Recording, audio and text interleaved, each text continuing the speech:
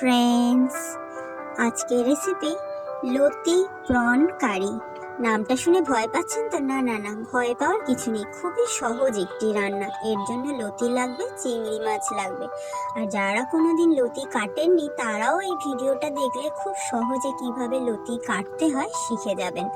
লতিটাকে টুকরো টুকরো করে কেটে নিয়ে জলে 5 মিনিট রেখে ভালো করে ধুয়ে নেবেন।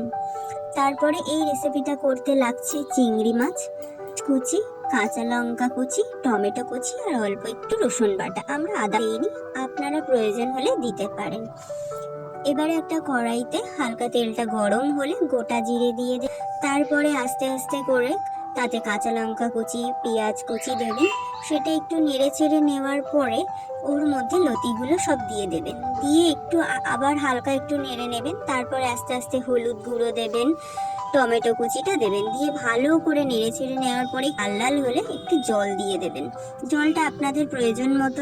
তারপরে 15 থেকে 20 মিনিট ফুটিয়ে নেওয়ার পরে সেদ্ধ হয়েছে মনে হলে এবং আপনারা কতটা গ্রেভি রাখবেন সেই বুঝে জিনিসটাকে নামিয়ে নেবেন। ব্যাস, তৈরি হয়ে গেল গরম গরম লতি প্রন কারি।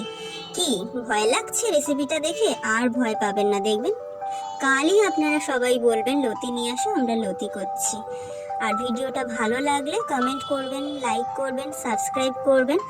আর যদি লতি কাটার প্রসিডিওরটা আবার দেখতে চান একটু বড়, তাহলেও আমরা সেটাকে বড় ভিডিও বানিয়ে দেখিয়ে দেব।